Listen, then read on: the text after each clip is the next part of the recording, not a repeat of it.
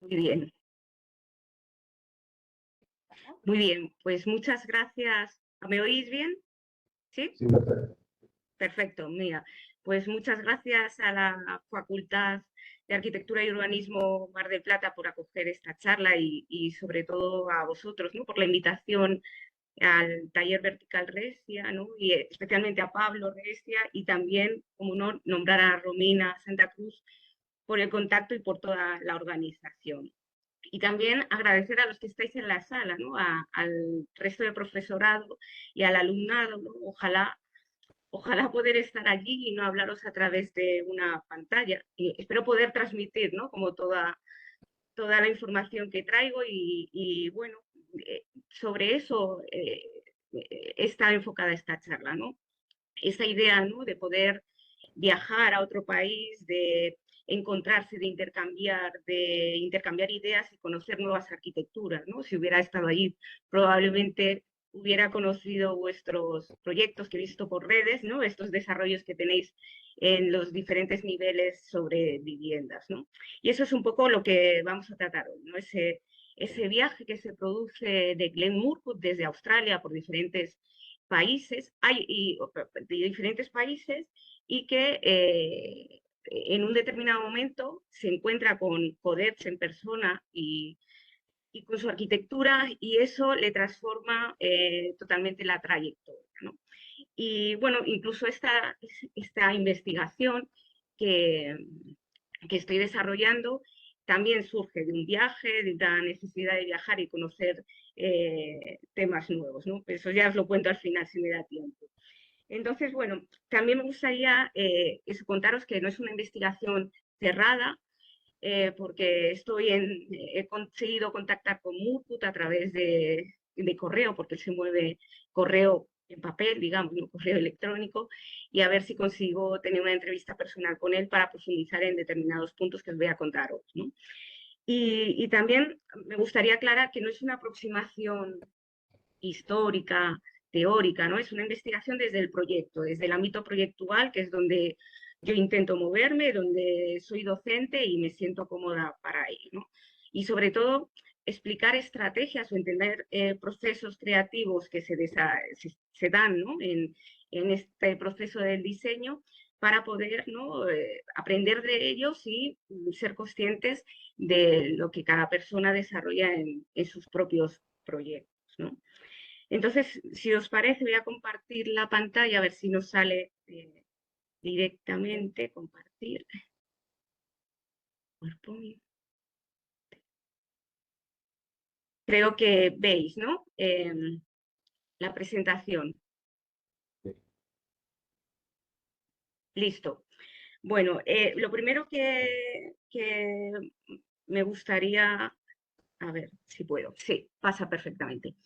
Lo primero que me gustaría es presentar a los dos protagonistas, ¿no? De nuestra historia, a José Antonio Coders, es catalán, español, y a Glenn Murcutt, uno de los referentes de la arquitectura australiana. Son dos arquitectos que pertenecen a generaciones muy diferentes. Coders era mucho mayor que Murcutt, pertenecen a dos continentes totalmente también diferentes y además los dos actúan prácticamente, ¿no? Coders actúa prácticamente en España con intervenciones centradas en Barcelona y algunas en Madrid y Glenn Murcutt también trabaja exclusivamente en Australia, ¿no? En su país, ¿no? Entonces, digamos que son dos proyecciones, ¿no? Digamos también dos niveles de proyección. Digamos que Coder se queda, ¿no? Es reconocido, es como uno de los maestros de la arquitectura española del siglo XX y sin embargo Murcutt logra en un determinado momento, gracias a la obtención del premio Pritzker, un reconocimiento internacional que le hace, ¿no? Saltar a una esfera mundial y que, bueno, que aunque a pesar de ello él intenta controlar y seguir construyendo en Australia, ¿no? Entonces, un poco el objetivo de esta charla es ver, ¿no? Descubrir qué es lo que pasa en este encuentro y centrarme en tres aspectos importantes que son los que se modifican en la arquitectura de Glen Murcutt. primero la relación entre lo nuevo y lo viejo, ¿no? Cómo hacer una nueva arquitectura de tu propio tiempo, pero prestando atención o teniendo en la cabeza esa arquitectura ligada a la tradición, ¿no? Y también un punto fundamental de esta charla va a ser el descubrimiento de esos in-between, de esos espacios intermedios ligados en lo doméstico y que además serán controlados por determinados elementos verticales se dan en ambos arquitectos.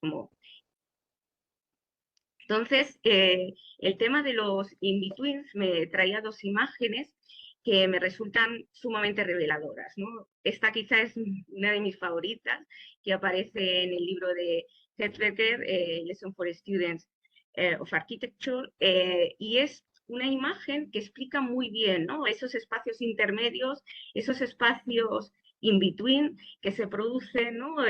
Primero entre lo doméstico y lo público, ¿no? Esos espacios que son indefinidos, pero que son realmente importantes y que muchas veces se producen importantes relaciones entre las personas en ellos, ¿no? También nos traía, para ilustrar este concepto de in-between, pasando un poco rápidamente sobre él, una referencia literaria, ¿no? Este Fahrenheit 451, un libro que en su momento a mí me gustó un montón, ¿no? Y disfruté un montón de este tipo de literatura.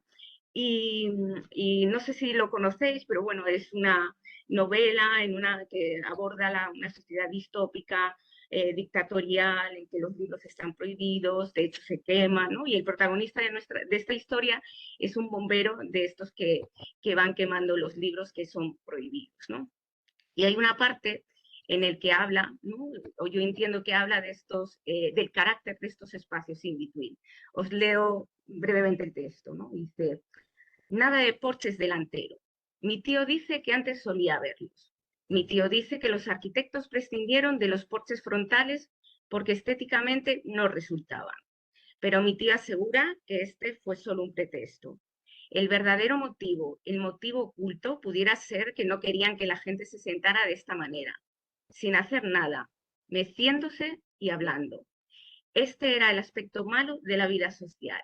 La gente hablaba demasiado y tenía tiempo para pensar.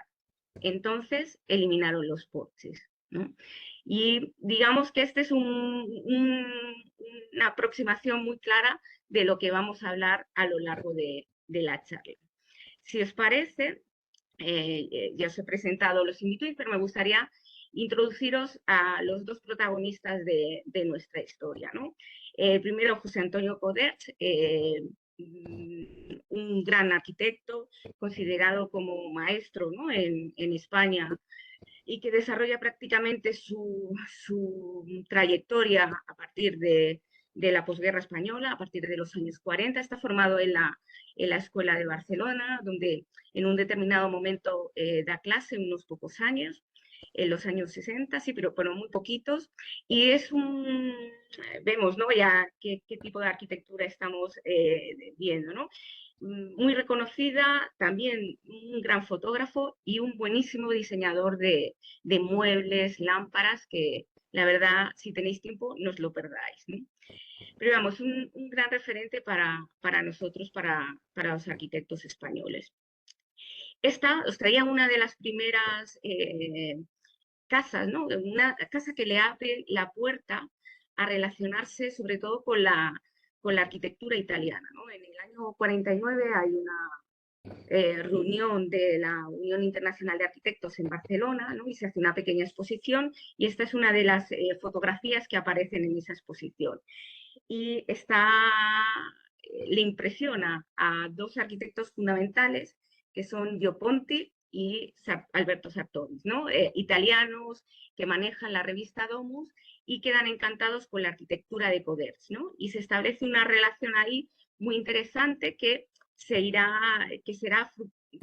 que dará sus frutos a lo largo del tiempo, ¿no? Y es la única línea como más internacional, ¿no? Ya veremos otra a continuación, pero bueno, es una arquitectura, la de Coderch, que trabaja muy anclado al lugar, con unas cuestiones paisajísticas, de articulación de espacios, ¿no? Como podemos ver en la Casa Ugalde, que es una verdadera maravilla, ¿no?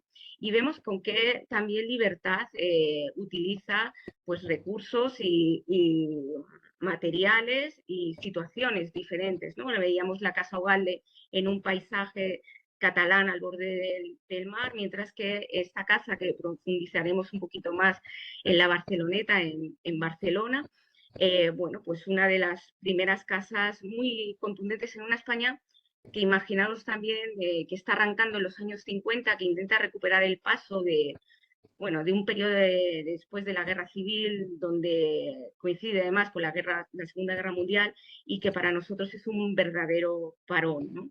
Y empiezan a surgir este tipo de arquitecturas que consiguen como recuperar el paso respecto a las arquitecturas europeas o arquitecturas americanas, ¿no? Un pequeño salto al exterior, ¿no? Dentro de esa claustrofóbica burbuja, ¿no? De la dictadura franquista en España, es la posibilidad de realizar este pabellón de España en la Trienal de Milán, ¿no? Que bueno, incorpora elementos de la tradición española, pero con una nueva mirada, ¿no? Una nueva perspectiva, y además, bueno, pues incorpora artistas que, como Jorge Oteiza, pues que empiezan a emerger en ese momento también, de cierta apertura en la dictadura, ¿no? También os traía este ejemplo de un edificio en Madrid, en el edificio Girasol, ¿no? En el que, bueno, pues también empezamos a entender esos in-between de lo doméstico, empezamos a entrever qué es lo que está pasando en esa arquitectura de Coderch, ¿no?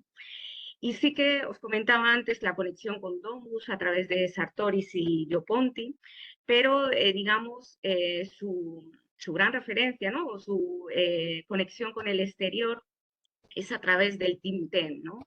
De todos estos arquitectos del Giancarlo da Carlo, de los Peter, de los Smithson, de Van Eyck, ¿no? En los que a través de Joseph Bitzer logra introducirse Coderch y compartir con ellos este tipo de cuestiones, ¿no? Este tipo de romper con esa idea le corbuseriana, ¿no? De la pieza elevada sobre el verde, unos pilotes, ¿no? Y todo compactado en esas unidades, a generar una ciudad que se articula más por gradientes y por otro tipo de espacios, ¿no? Estos espacios in between que claramente conectan con lo que Coderch se llevaba trabajando desde el principio de los 50, ¿no? Esa sería como una brevísima introducción a José Antonio Coderch, ¿no? Glenn Murcutt os traía aquí un resumen, pero también es un personaje curioso, ¿no? Porque no nace en Australia, nace en Londres, en un viaje, casualmente, porque es un viaje de sus padres, pero sí que desarrolla su infancia en Nueva Guinea. Sí que se forma en Sydney, trabaja para diferentes grandes oficinas, sobre todo con Sydney Anker, es uno de los referentes de la modernidad australiana, y con él tiene gran contacto, trabaja para él y le influye enormemente en su trayectoria. Y hay un momento en el 69 que se independiza, ¿no? Se pone por su cuenta como arquitecto y trabaja en pequeños proyectos que ahora os iré mostrando, ¿no?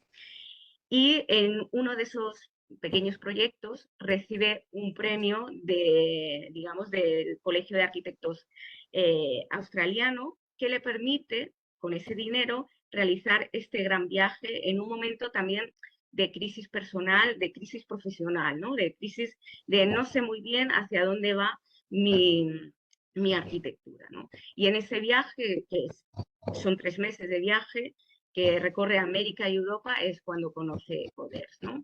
Después desarrolla un trabajo profesional siempre en Australia, y ese reconocimiento, como os comentaba, internacional, viene en el 2002, se da por el Pritzker Prize, que le sitúa, ¿no? en la escala internacional, en la escala global, ¿no?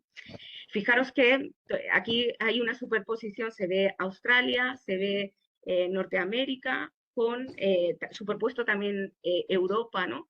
Y en Australia vemos como alrededor de Sydney aparece una serie bueno, se están marcadas todas las intervenciones de Murcutt, que no son muchas y sobre todo se reproducen en Nueva Gales del Sur, ¿no? Hay algunas hacia el norte, pero pocas podemos encontrar, ¿no? Y en ese, ¿no? En ese aprendizaje de la arquitectura hay claramente una influencia norteamericana, principalmente de Mies. Hay otros muchos que traigo aquí un listado, ¿no? De de arquitectos y arquitecturas que le influyen enormemente, pero sobre todo es Mies van der Rohe y Craig Elwood, porque Craig Elwood en ese viaje alrededor del mundo consigue, como Coderch, consigue encontrarse con él y entrevistar. Y también es un hecho clave, ¿no? Respecto a, fijaros que en su formación la idea de pabellón, ¿no? De glass pavilion, la idea de caja de cristal que ejemplifica Mies con su casa, con la Farnsworth House, es un peso que Murcutt siempre va arrastrando a lo largo, sobre todo al inicio de su carrera, ¿no? Este arquetipo de un espacio transparente, fluido, elevado, ¿no? Y muy abstracto, ¿no? Donde la estructura y los materiales están muy presentes, es algo que la arquitectura de Murcutt podemos reconocer fácilmente, ¿no? Os traía también la planta de la Farnsworth para recordarla, ¿no? Para ver estas características y que, bueno, pues una pieza quizá un poco abstracta, aunque está perfectamente encajada en el sitio, con los árboles, el río, ¿no? Todos estos elementos que todos conocemos, pero que sí que ejemplifica, ¿no? Esa idea de Glass Pavilion y que gracias a un exalumno, ¿no? Ya arquitecto, Andrés Díaz, pues en el que analizaba esta idea de copia, ¿no? De copia de este Glass Pavilion y traducción y reinterpretación que hace Glenn Murcutt, podemos identificar, ¿no? Aquí vemos abajo un montón de ejemplos de casi hasta nuestros días, ¿no? De esa idea de ese arquetipo que pesa mucho en los proyectos y que va apareciendo de diferentes formas a lo largo de las siguientes décadas, ¿no? Y Murcutt le cuesta liberarse de esa influencia. Y como os comentaba, aparte de Mies, otro arquitecto fundamental, también norteamericano, es Craig Elwood, ¿no? Que desarrolla toda su trayectoria a partir de los años 50, 60, con estas casas, ¿no? Californianas, las Study House, con esos espacios que son deudoras, ¿no? De esa idea de Glass Pavilion, de fluidez, de esos, bueno, pues de esa imagen de la vida californiana que tenemos todos en mente, ¿no? Y el tercer elemento, que aunque no que antes ya lo he nombrado, es del que aprende y con el que trabaja, también es Sidney Anker, que aunque se refiere simplemente, ¿no? a Australia y es un referente en este país, sí que también es deudor de todas estas ideas que van apareciendo en el arquetipo del Glass Pavilion, ¿no? Entonces, ya presentados los dos personajes de nuestra historia, tanto Coderch como Murcutt, y un poco profundizando en las referencias de Murcutt, porque van a ser claves para entender lo que os voy a ir contando, sí que me gustaría, ¿no? Para explicar un poco por qué, o sea, de dónde surge esta conexión, ¿no? Esta investigación que estoy realizando. Yo empecé a revisar todos los textos de Murcutt que hacían referencia a Coderch y siempre eran alabanzas, incluso en el Pritzker cuando recibe, y además no hay o sea, lo hace desde el principio, no es algo posterior, sino que desde los años, desde finales de los 70, ya empieza a nombrar a Coderch como un referente. Entonces, a mí, y el encuentro con Coderch como un cambio fundamental en su trayectoria. Y a mí eso es lo que me enganchó, no encontré nadie que me explicara qué había sucedido en ese encuentro y decidí profundizar en lo que Murcutt descubrió en Coderch y que le hizo cambiar su arquitectura, ¿no? Entonces, como os comentaba al principio, vemos en esta imagen este edificio de Sebastián Bach en Barcelona de Coders, ¿no? Eso es espacios, ¿no? Espacios in between entre el interior y el exterior. En este caso es un edificio, es un bloque de viviendas, pero también se da en su arquitectura, ¿no? De viviendas unifamiliares. Y esta relación con los elementos verticales como elementos de control para, para manejar esos espacios, ¿no? Si nos fijamos, os voy a contar primero qué estaba haciendo Murkut antes de viajar y qué sucede después, ¿no? O sea, cómo fue el encuentro y cómo cambió su arquitectura después.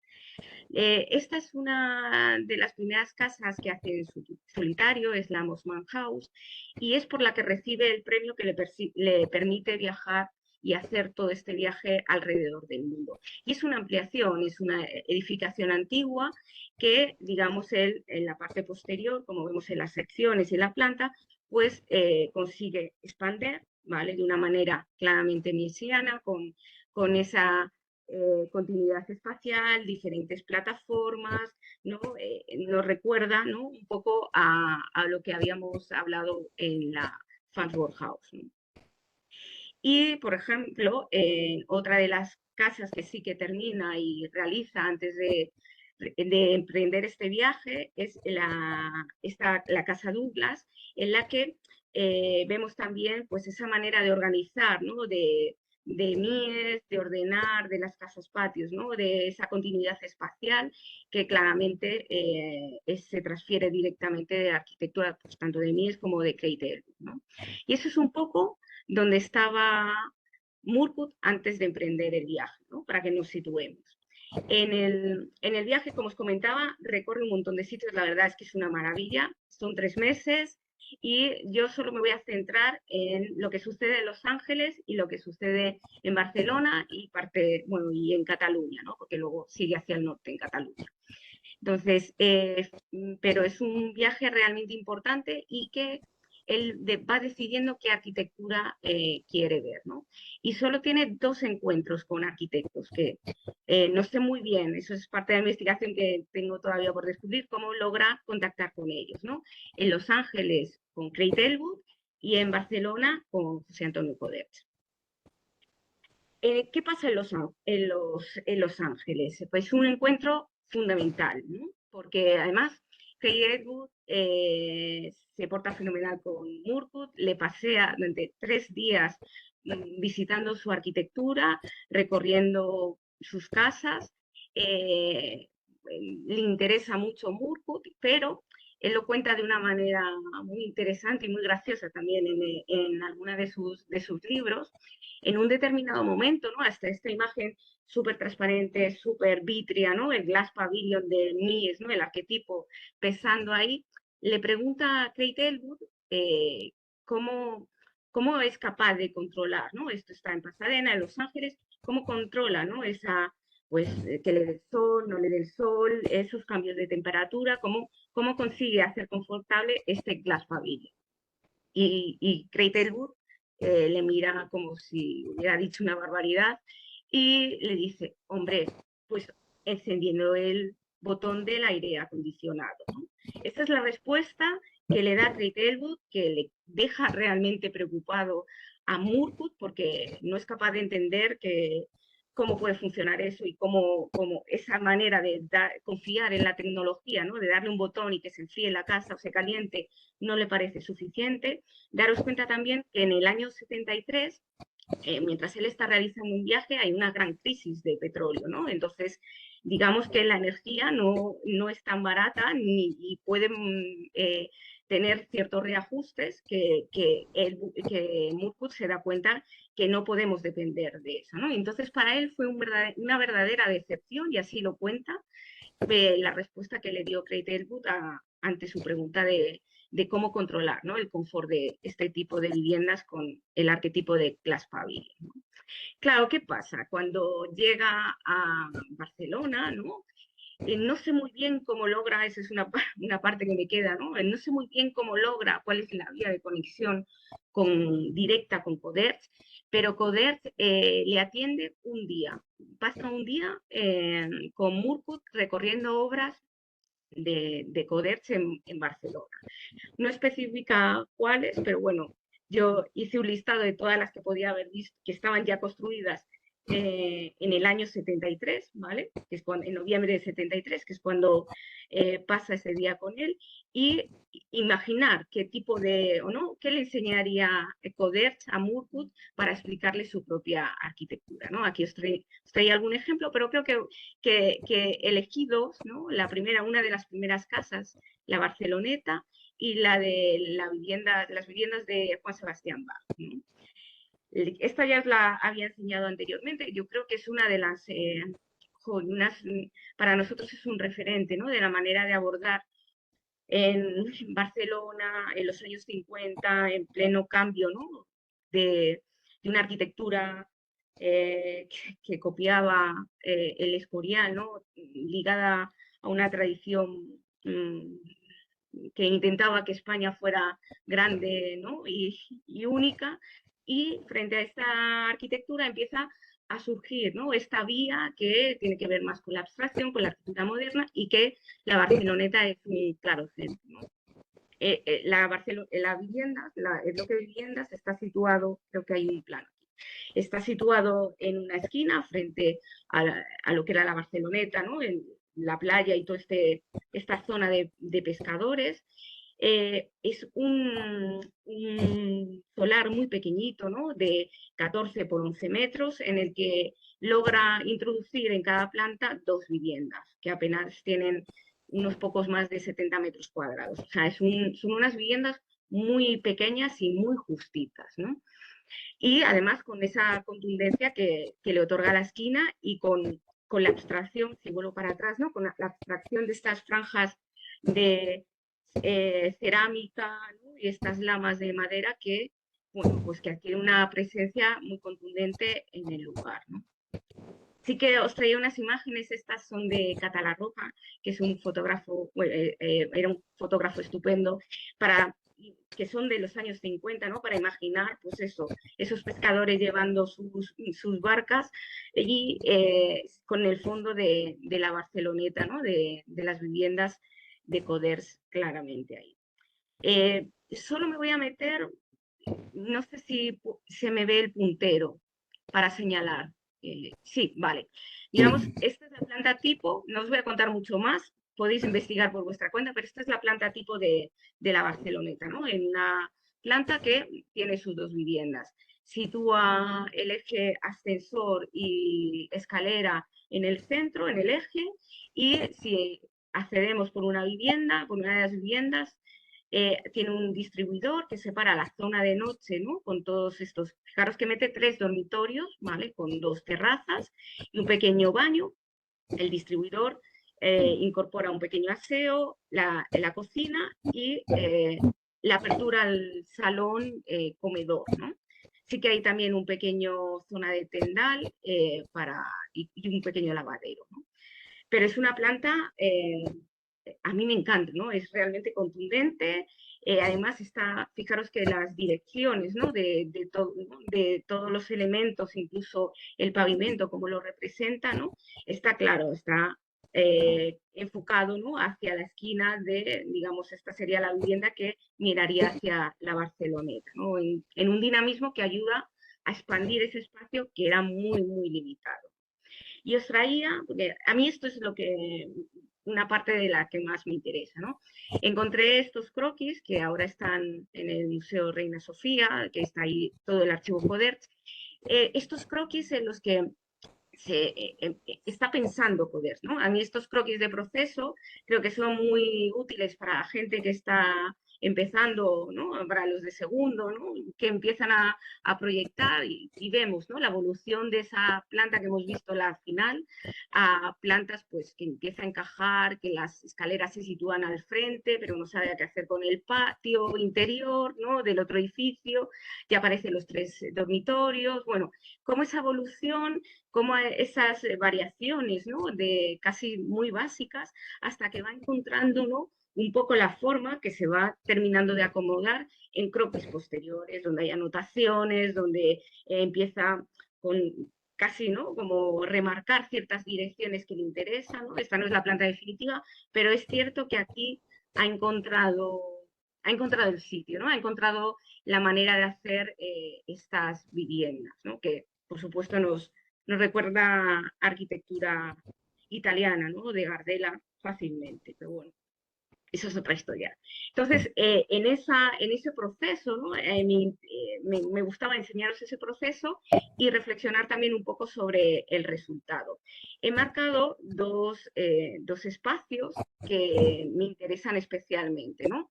Vemos aquí, están marcados en rojo. En las esquinas que se abre la vivienda, porque son espacios que que le permiten expandir, ¿no? Expandir la mirada y expandir la sensación de fluidez y espacio, ¿no? Y dimensión. La imagen de la derecha está tomada justo desde el acceso, ¿no? Y fijaros cómo con esta diagonal consigue esa profundidad de la vivienda, ¿no? Y cuando ya ¿no? te incorporas a ese estar comedor, descubrimos esos elementos, esas lamas, ¿no? Que podemos articular, abrir y cerrar y controlar, que bueno, que sí que responden a una tradición mediterránea, obviamente, ¿no? O sea, están tomando ideas, ¿no? O elementos tradicionales y reinterpretándolos de esta manera y permitiendo, ¿no? Establecer esa relación o ese cambio de escala entre lo doméstico y el exterior que está manejando.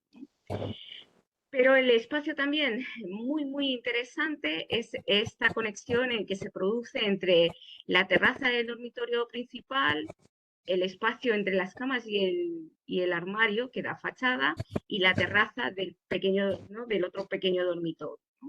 Este espacio que yo marco en rojo, en vertical, para mí tiene que ver con el tema de los espacios intermedios, ¿no? Es un espacio que si abren las puertas, casi los niños pueden jugar, ¿no? Desde la habitación en la que está tomada la imagen, que son, ¿no? Justo desde aquí, esos armarios que dan en fachada, pueden disfrutar de todo, ¿no? Desde de dos terrazas y un espacio que abiertas las ventanas en el buen clima que hace en Barcelona, pues casi es un espacio extra de la vivienda que puede funcionar pues como zona de juegos, como zona de expansión, ¿no? Cerramos las ventanas, las puertas y se independizan esas terrazas, ¿no? Esas terrazas que vuelven a tener esos elementos verticales de control, ¿no? Y como, también como mediación entre el interior y el exterior, en ese exterior urbano. Una de las viviendas es cierto que tiene vistas al mar y otra, digamos, da hacia la zona interior de la ciudad, ¿no? Y estos espacios in between son los que, con elementos reinterpretados de la tradición mediterránea, bueno, pues incorpora, ¿no? Incorpora de manera novedosa José Antonio Coderch y también supongo que es lo que enseña a muchos, ¿no?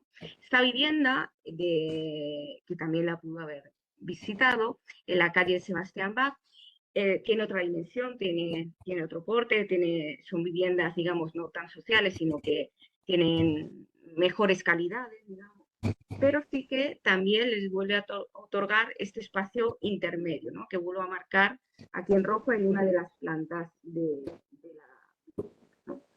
Y ese, no me voy a meter en la distribución, ¿no? Pero ese espacio intermedio que es el que, de la imagen que os enseñaba antes, ¿no? También consigue expandir, ¿no? Ese interior hacia el exterior. En este caso, ¿no? Si veíamos en la Barceloneta esas lamas de madera más tradicionales, aquí introduce las lamas de PVC, elementos textiles, elementos vítreos, o sea, introduce diferentes materiales como generando esta nueva piel que le sirve a cada persona que habita ese espacio para gestionar, ¿no? Cómo vivir y cómo gestionar térmicamente, de vistas, bueno, un montón de aspectos que incorpora con este tipo de acción. Sí que todas estas persianas, ¿no? Estas lamas que va generando Coderch son fabricadas por una empresa, por Jambi, que incluso hoy en día pueden ser instaladas, ¿no? Tienen la patente y siguen fabricándolas en diferentes materiales y y están aplicadas en proyectos contemporáneos, ¿no? Esta es la imagen, ¿no? Desde la vivienda, desde la calle hacia las viviendas, donde aparecen elementos vegetales, esta variación que nos interesa tanto, ¿no? Y sobre todo, ¿no? Esa fluidez espacial del dentro a fuera y prolongación, que era muy ajustada en las viviendas de la Barceloneta y que aquí se produce con enorme calidad, ¿no? Esos espacios en pico ¿no? Y con esta imagen de la silla que estás fuera, pero estás dentro y a la vez estás protegido y a la vez estás controlando lo que sucede en la calle, ¿no? Teniendo vistas sobre ella.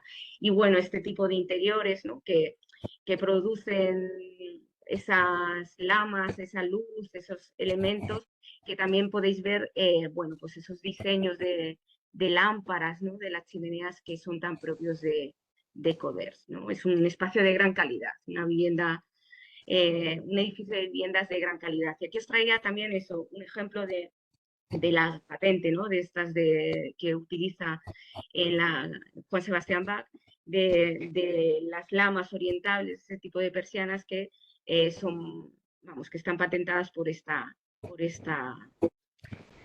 empresa, ¿no? Catalana. Y bueno, digamos que esto os traía dos pinceladas, dos buenos ejemplos, el de la Barceloneta y el de Juan Sebastián Bach, de arquitectura que pudo visitar Murcut de la mano de Codert en ese día que pasaron juntos. Sí que debió haber buen feeling entre ellos, o sea, debieron conectar a nivel personal, porque, digamos, Codert le indica hacia dónde tiene que ir, ¿no? Tiene que subir le dice que tiene que visitar Cadaqués, incluso en Espolla, un pequeño pueblecito más al norte, ¿no? Camino de Francia, que es el objetivo de Murcut después de estar en Barcelona, le invita a visitar la vivienda que él tiene en Espolla, ¿no? En ese pequeño pueblo, y que rehabilita Coders, ¿no? Incluso, digamos que le facilita la entrada sin que él le acompañe, ¿no? Y vamos a seguir a Murcut, ¿no? En su viaje desde Barcelona, donde deja Coders, y visita, por ejemplo, Cadaqués. En Cadaqués hay una vivienda, la Casa Semillosa, que, digamos, también realiza Coders en esos años. Son viviendas que se tienen que introducir en una villa, ¿no? En un pequeño pueblo de pescadores muy tradicional, pero que en ese momento empieza a despuntar, ¿no? Y empieza a llenarse de intelectuales, de arquitectos, ¿no? Y Codert también consigue agrupar ahí un cierto número de buenos arquitectos que van haciendo estas intervenciones muy modernas, pero a la vez muy cuidadosas con la escala y con la tradición, ¿no? Y os traía este ejemplo, que son de esos arquitectos del Círculo de Codert, son Peter Harden y la Franco Bombelli, ¿no? Que trabajan en esta pequeña estudio, bueno, casa estudio, en una de las callejuelas de Cadaqués, ¿no? Y que con toda seguridad Murcut conoció. Y años después os leo lo que decía sobre exactamente esta imagen, ¿no? Dice, decía Murcut en el año 2006 en una conferencia en Barcelona, ¿no? Dice, esta es mi experiencia en Cadaqués en 1973, ¿no? Justo después del encuentro con Codert. Esto es fantástico. Miren la capacidad de no poder ver hacia adentro, pero poder ver hacia afuera. Se abre el edificio por delante, por detrás, presión positiva, presión negativa, una refrigeración fantástica. Esto no es luchar por ser visto. Sí que se le ve, pero es una cosa relajada en el ambiente. Una obra de arquitectura soberbia, debo decir. Algo de lo que se puede aprender, ¿no? Claramente, ¿no? En Codert, en este tipo de arquitectura, logra, ¿no? Encontrar la manera de hacer que no dependa de la tecnología, ¿no? De darle en el botón del aire acondicionado como en Craig Elwood, sino que, bueno, pues con ciertos elementos de control pueden generar un entorno agradable, ¿no? Una arquitectura soberbia, como él dice. Y después de esta visita a Cadaqués, seguro visita en Espolla esta pequeña rehabilitación que hace Codert en el año 64 y que finalmente es donde él pasa sus 2 últimos años, ya la verdad con un estado mental muy deteriorado, ¿no? Y termina falleciendo en esta casa, que es vivienda que perteneció en un momento a sus antepasados y que él logra volver a comprar y la rehabilita para vivir allí. Y fijaros que tampoco te voy a contar, pero bueno, vamos a ver determinados elementos, ¿no? Estos espacios ¿no? Delante de la casa, estos porches, ¿no? Espacios de transición con estas bóvedas, ¿no? Esos muros macizos, ¿no? En los que tiene que introducir estos nuevos elementos. Vemos arriba esa solera, ¿no? Ese espacio cubierto pero abierto con elementos, ¿no? Aquí se ve muy bien en la imagen de la izquierda, con elementos que se pueden controlar, girar, cerrar, abrir, ¿no? Y una de las preocupaciones, ¿no? Introducir la tradición, lo antiguo, ¿no? Con elementos nuevos y que puedan convivir sin ningún tipo de problema, ¿no? Sin que por ello suponga dar un paso atrás o destruir lo que está hecho, ¿no? Y decía Murcutt en una conferencia en 1990 que encontré en la Universidad de Texas, que la tenían grabada. Fijaros, estoy hablando en el 90 que todavía no era muy conocido, pero él hace un tour por diferentes universidades norteamericanas y en una de ellas dice, hablando sobre la casa despollada de Coders, ¿no? Dice, esta casa, una casa del siglo XVI que Coders rehabilitó completamente en su interior, estoy particularmente interesado en el aspecto de lo nuevo y de lo viejo, del trabajo conjunto en una nueva unidad. Y si todo el conjunto está integrado, entonces lo viejo puede trabajar con lo nuevo sin ninguna dificultad, en el sentido de amplificar la cualidad del otro. Es un aspecto que aquí se puede encontrar y es muy, muy importante. Probablemente la mayoría no conocieran a Coderch y no entendiese muy bien por qué este australiano les está hablando en Texas de este arquitecto catalán, ¿no? Pero él siempre, como os comentaba antes, mi investigación se centra en eso, en la referencia constante, ¿no? Desde el inicio a la relación con Coderch, a los descubrimientos que hace a través de su arquitectura, ¿no? Y para cerrar, ¿no? Y entender qué es lo que estas visitas, este conocimiento directo, este encuentro personal, ¿no? Con Coderch supuso para Murcutt, os voy a contar dos casas, ¿no? Probablemente conocéis sin duda la Marisol House, que es como ¿no? La de la derecha, que es la casa manifiesto de Murcutt, ¿no? Y que parece que es donde asienta todas las bases de su trayectoria posterior, ¿vale? Pero hay una casa anterior, que es la Laurie Sod House, en la que si estudiamos los planos y su construcción y los comparamos, vemos que se produce un cambio. Está diseñada antes del viaje y cuando regresa la modifica y la construye. Con lo cual ahí podemos detectar muy bien los cambios que se han producido o qué es lo que ha impactado de esa arquitectura de Coderch en Murcutt, ¿no? Entonces, también hay un tema de escala bueno, veis que la arquitectura que ve en Barcelona es una arquitectura introducida en un contexto urbano y mientras que la arquitectura que Murcutt desarrolla en Australia pues tiene que ver con espacios muy, muy grandes, con escalas muy paisajísticas, ¿no? Y él posteriormente dice que una frase que me interesa, ¿no? Dice, para los seres humanos es importante el poder romper la escala del exterior y filtrarla al interior, ¿no?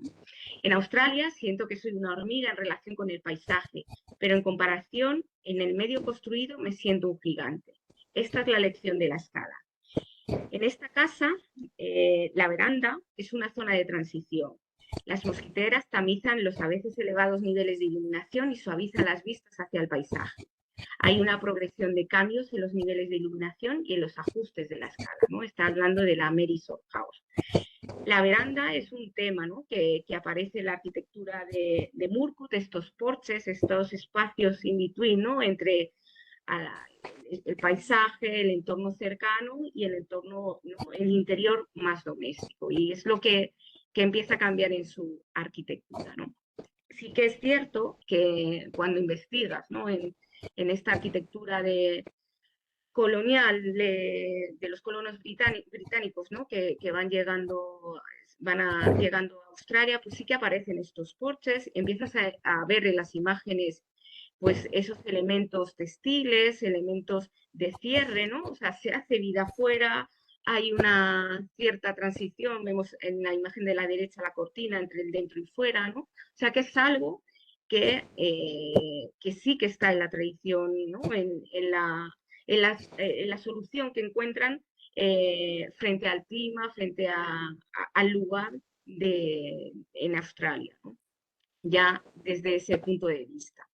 Si nos centramos en la primera casa, en la Lowry Shore House, estos son los primeros croquis, ¿no? Esta es la primera propuesta, primera versión del proyecto antes del viaje, ¿no? Y os vuelvo a marcar en rojo ese espacio que él llama deck, ¿no? Como porche, y es un espacio que me perdone Murkus, pero bastante confuso, ¿no? Porque hay una escalera que te lleva hacia el jardín, supuestamente, hay una llegada, ¿no? A este porche, y desde el porche surge una rampa que te lleva a la cubierta, ¿no? Casi en un gesto le corbuseriano, ¿no? Lleva a la cubierta donde aparece bueno, pues una especie de zona de estar protegida, y bueno, y vemos pues que cerca de la entrada, a ver, cerca de la entrada hay un patio donde parece surgir un árbol, o sea, bastantes mezcla, ¿no? Es como una imagen muy miesiana, ¿no? De Glass Pavilion elevado, ¿no? Sobre patitas, ¿no? Sobre pequeños, separado del suelo, con ese vidrio continuo, con la cubierta plana, ¿no? Una imagen que le sigue pesando y que no se ha contado, pero que para mí es un dato importante, esta idea de Glass Pavilion, de la Farnsworth. Incluso antes de empezar arquitectura, él ya ha hecho una maqueta de la Farnsworth, porque su padre, digamos, estaba muy interesado, no era arquitecto, pero estaba muy interesado por la arquitectura, y cuando él tenía 15 años le da los planos de la Farnsworth, y Murcutt realiza la maqueta de esta casa, ¿no? Y yo creo que eso está en el subconsciente y sigue apareciendo en numerosas casas, ¿no?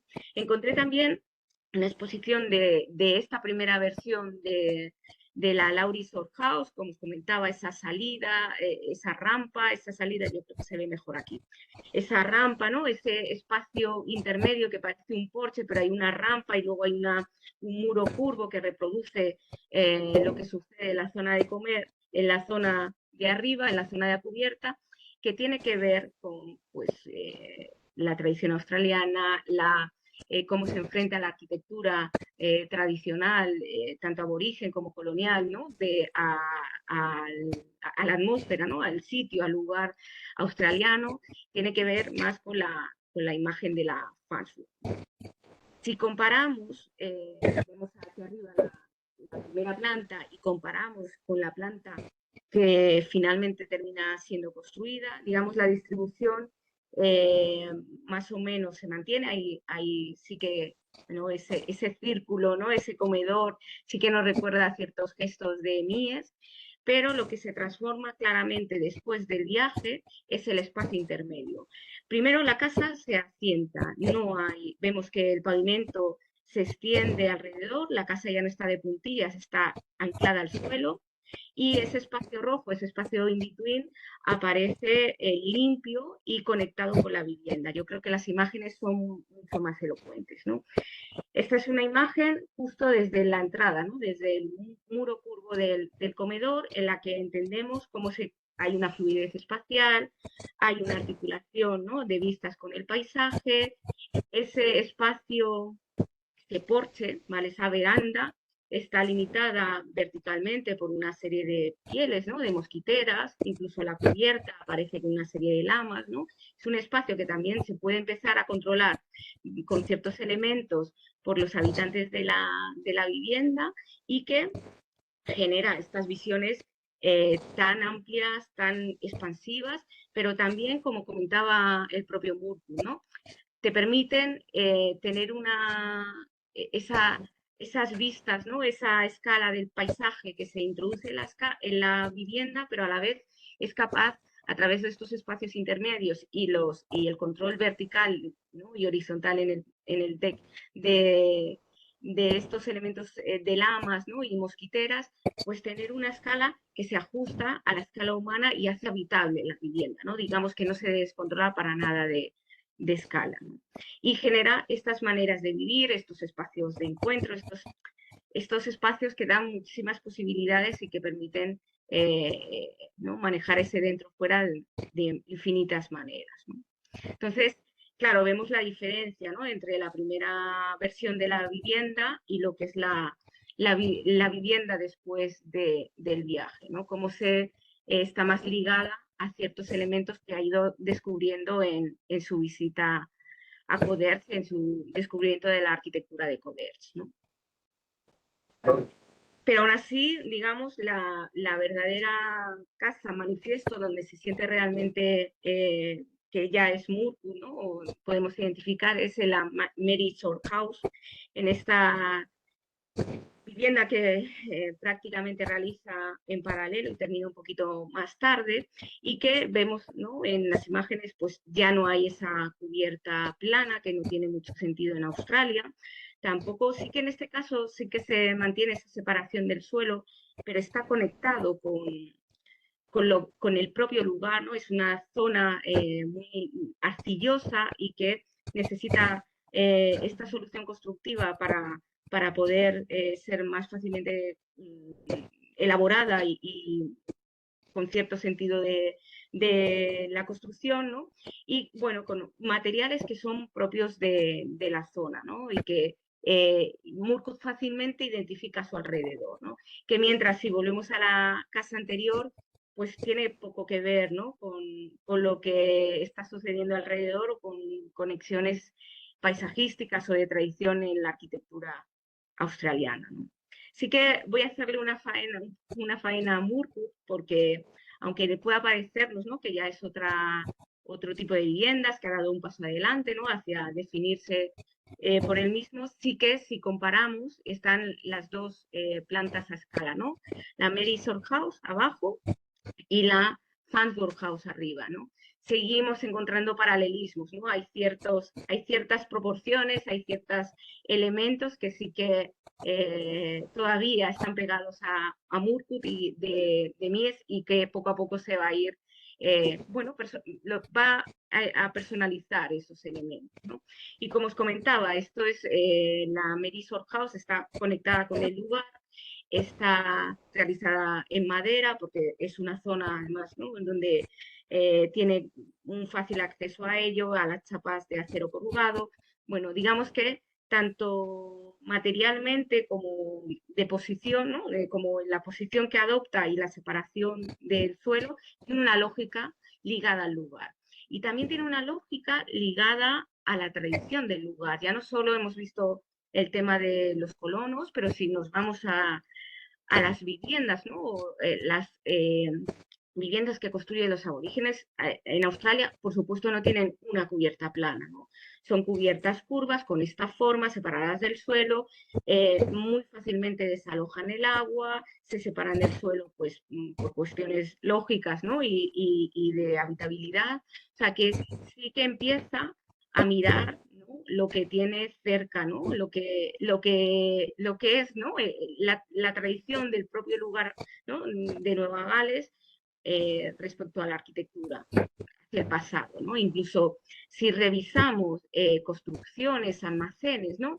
Del siglo XVIII, siglo XIX, sí que, o siglo XX, sí que encontramos esas formas, esos materiales que en la Mary Shore House empiezan a aparecer claramente, ¿no? O sea que sí que logra a través de esa mirada de Coderch, ¿no? Traer esa, extraer de la tradición, en este caso australiana, una nueva mirada y dar una respuesta propia y personal en un tiempo moderno como un tiempo contemporáneo, ¿no? Un tiempo en su propio tiempo, ¿no? Y explicaba, ¿no? Todas estas celosías mosquiteras y las ventanas con lamas, ¿no?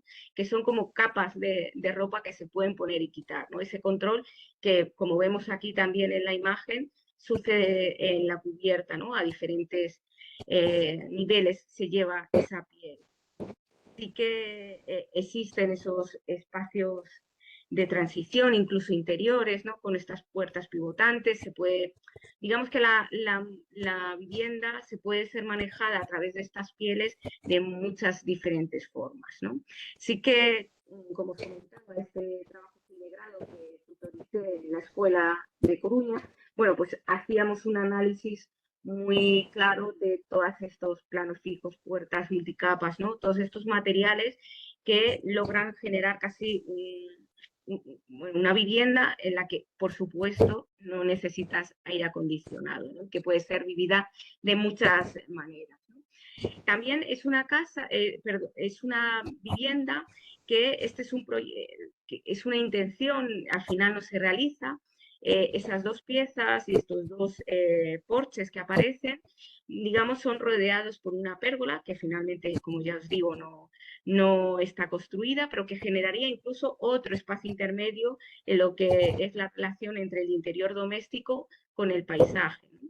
Que incluso en alguno de los croquis originales de Murku, ¿no? Vemos cómo él estudia, intenta incorporar, pero yo creo que finalmente no lo hizo y creo que es un verdadero acierto, ¿no? Que queden las piezas limpias y que yo os estoy enseñando la versión inicialmente construida.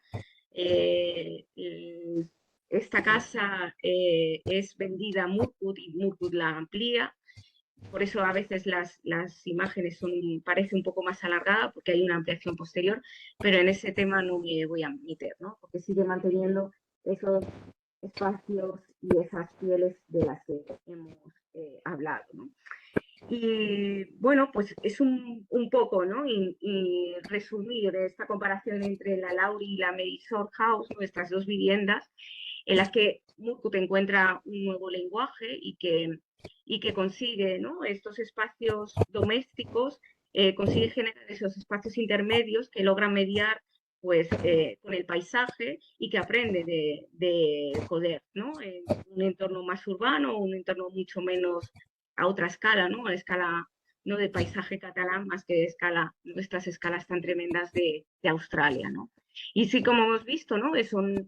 Consigue, ¿no? Ligarlo con una tradición a la que él no había mirado hasta este momento. Eso a mí me parece importante, tanto a la tradición de los aborígenes australianos como a lo de los colonos, los primeros colonos, ¿no? Y cómo se había ido construyendo con una lógica que responde a unos parámetros pues, de materiales, de formas, ¿no? Que está respondiendo a un clima, a una situación, a un lugar, ¿no?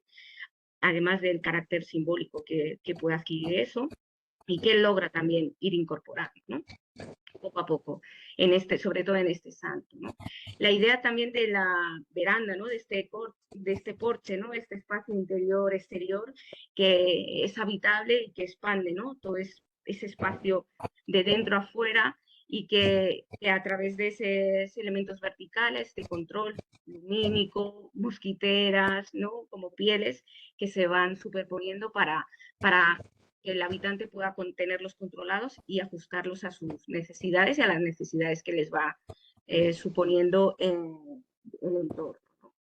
Y yo creo que Murphy lo resume fenomenal en esta frase, ¿no? Dice, a veces tienes que salir del país para entender la belleza de tu propio país.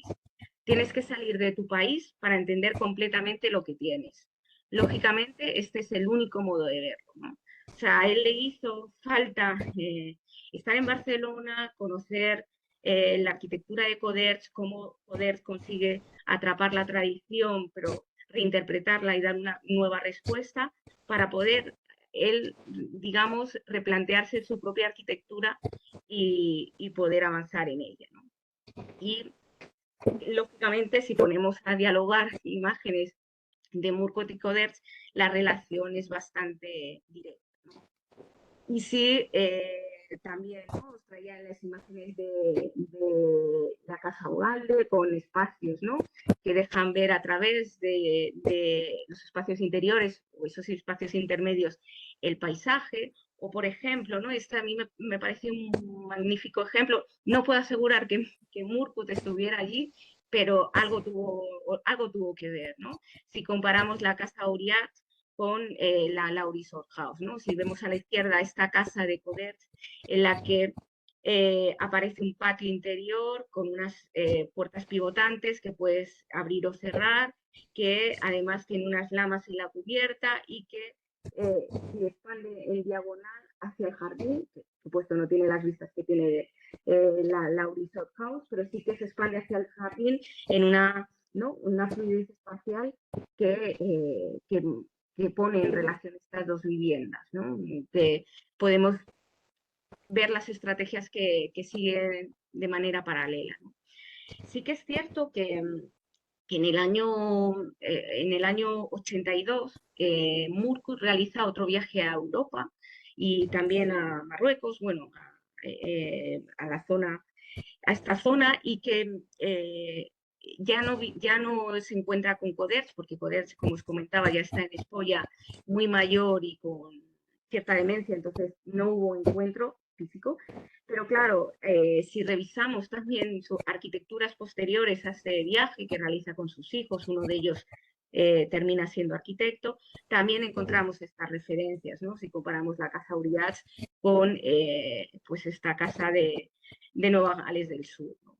Esa relación entre ambos arquitectos. Y sí que para terminar, y para ver que la historia va más allá, ¿no?, de ese encuentro y esa influencia que pudo tener Coderch en Murku, sí que cuando recibe el premio Pritzker en 2002, por supuesto, además de nombrar otros arquitectos, sí que se centra en Coderch, ¿no? Y Murcutt dice, cuando recibe el premio, explica que Coderch me dijo que a sus 62 años, con cada nuevo proyecto me pongo nervioso. Y me he dado cuenta desde entonces de que ese nerviosismo es un ingrediente esencial en cada proyecto. De lo contrario, el trabajo pierde su innovación, su vanguardia.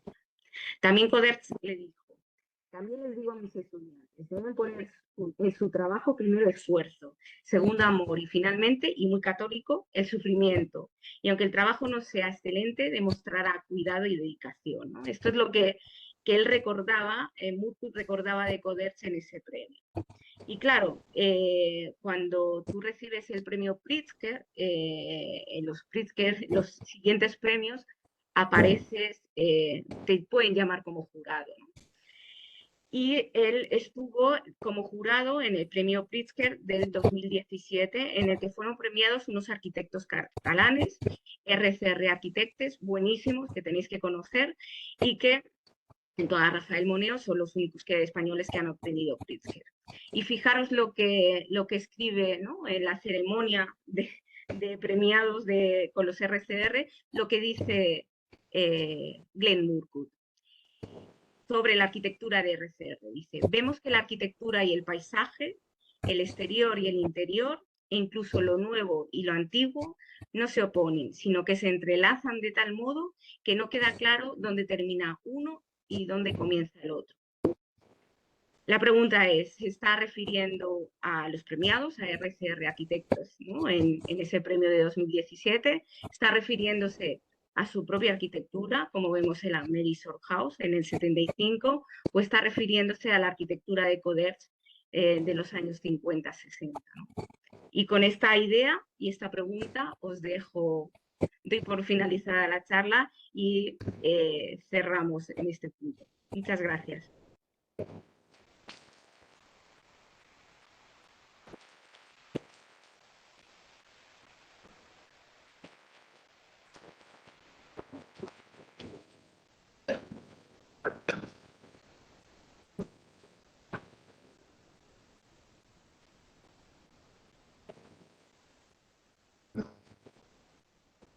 Muchísimas gracias, Emma. Charla. ¿Me escuchás? Muy bajito, te tienes que acercar. A ver si me pongo por acá. A ver, Vale, mejor. mejor, bueno, no sé si escuchaste los aplausos, pero fueron No, muchos. bueno, mejor. A ver, voy a ver si. Mejor, te escucho. Gracias. Vale, gracias. Bueno, No, te decía, muchísimas gracias, fue un recorrido muy enriquecedor para nosotros. Se nota el placer que le sacamos a cada comentario, ¿no? Me imagino de Burkut sobre Coderch, ¿no? Casi con bisturí, ¿no? Es como una investigación hecha con un bisturí tratando de sacar material de una cosa que fue, ¿no? Un encuentro de un día. Quería contarte que está Josefina Ojero Soya, que es una exalumna del taller que ahora está haciendo una maestría en rehabilitación ahí en tu ciudad, en La Coruña, eh, que supongo que ya se conocerán en algún momento. Quería, si no te es mucha molestia, que estar en La Coruña, pero abrir un poco a alguna pregunta, una observación. eh, de, Perfecto. de los chicos o de los profes. Están todos maravillados. Bueno, Yo espero, la verdad es que esta charla tiene sentido si realmente aparecen temas que luego podéis llevar a vuestros propios proyectos, ¿no? Y me da un poco igual, ¿no? Si estáis haciendo vivienda unifamiliar, vivienda en bloque, ¿no? O otro tipo de tipologías, ¿no? Pero sí que creo que hay un aprendizaje en el manejo de los espacios y de los elementos verticales que puede ser interesante, ¿no? No para copiar, sino para reinterpretar.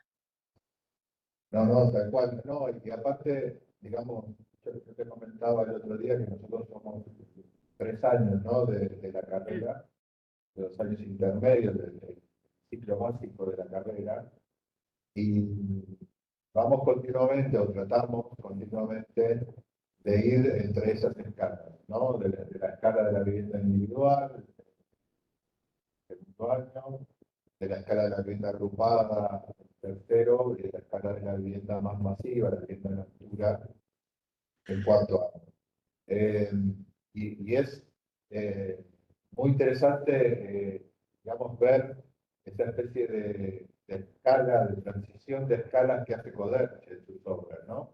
Y cómo hay elementos que se van repitiendo, aunque las escalas sean diferentes, eh, que tienen que ver un poco con esa relación que vos marcás, ¿no? De esa relación de esos espacios intermedios que tienen que ver con el paisaje, con el clima, ¿no? Con situaciones muy concretas del espacio físico donde estas arquitecturas se implantan. Así que desde ya que obviamente nos vino espectacular la charla en ese sentido, ¿no? Para los 3 años de desarrollo del taller. Eh, vuelvo a mirar. Eh, bueno, bueno, acá hay una pregunta. Espera.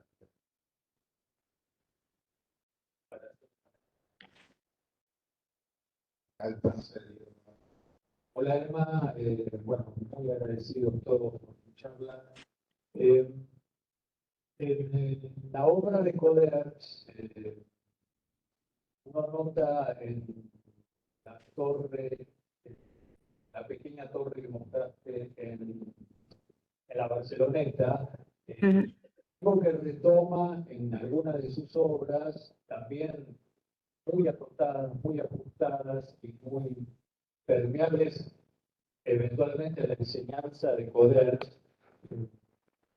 algunas de las edificios de vivienda multifamiliar de Carlos Ferrater, o APA Arquitectos. No sé si vos encontrás una herencia mala por Carlos Ferrater, digamos, 50 años después, pero digamos, en todo caso, manteniendo el aprendizaje de estos espacios intermedios, de esta precisión no rígida, ¿no? Son plantas que no tienen una precisión rígida en el sentido que la estructura inevitablemente marcaría en un proyecto de estructura puntual. Sin embargo, son muy variables, muy consecuentes, y da la impresión que con la nueva tecnología, Carlos Ferrater sigue un poco las enseñanzas que vos marcaste, por lo menos en los girasoles eventualmente, pero mucho más se nota en la obra de la Barceloneta. No sé qué te parece a vos esta relación. Gracias. Gracias por la pregunta. Yo creo que sí, obviamente. O sea, Coderch es ¿no? un maestro a nivel Estado, pero claramente desde la arquitectura catalana hay una herencia, ¿no? Por eso también traía ese final, ¿no? de los RCR, ¿no? que beben de esa primera generación, ¿no? Después de la posguerra de Coderch, de Bonet, ¿no? Toda esta gente que luego materializa Ferrater y otros arquitectos, y que lógicamente precipita a nivel internacional, yo creo que con los RCR, y precipita en ese momento también porque Murcut está en el jurado, ¿no? O sea, no es nada casual, no es una casualidad. Entonces, sí que es cierto que toda esa flexibilidad y todos esos espacios intermedios, que volvemos a lo que comentaba, ¿no? Que están presentes en la tradición, con esas lamas, está presente en la cultura tradicional mediterránea, pero sí que ellos son capaces de reinterpretar, ¿no? Y que es un invariable, ¿no? Un invariable de toda esa cultura catalana que llega a través de Ferrater hasta los RCR, ¿no? Y lo positivo yo creo que es que, sobre todo también en los RCRs, es como la reinterpretación, ¿no? No es una imitación, que yo creo que también es el aprendizaje de Murcut, ¿no? No es una imitación a Coderch, es una interpretación desde su propio lugar y con los propios problemas que él tiene en Australia, ¿no? En las situaciones que él va encontrando. Pero sí que esos espacios intermedios están presentes en todos ellos, ¿no? No sé si te he contestado. Sí. Acá te hacen una invitación para ver la obra de Bonet acá en Mar del Plata. ¿No? Acá hay cuatro edificios de Bonet increíbles. Bueno. Sí, pude ver cuando estuve en la Facultad de La Plata, visité la Galería Bisman y pude ver algunas maquetas que ahí estaban, pero no bajé hasta Mar del Plata, no pude ir, ¿no? Fui con el tiempo muy justo, pero ya me gustaría. Bueno, Invitadme. eso. Vamos a recoger la invitación, nobleza obliga. Bueno, no te queremos robar más tiempo. Muchísimas gracias. Me parece que vale otro aplauso para Gracias. Gracias. eh, Ahora sí que os oigo. Vale, gracias. y seguimos en contacto para organizar el viaje, ¿por qué no? Muy bien. O el vuestro viniendo para acá, sin problemas. También. Invitados quedáis. Muy bien. Gracias. Pues muchísimas gracias por la invitación. No, por favor, gracias a vos. Chao.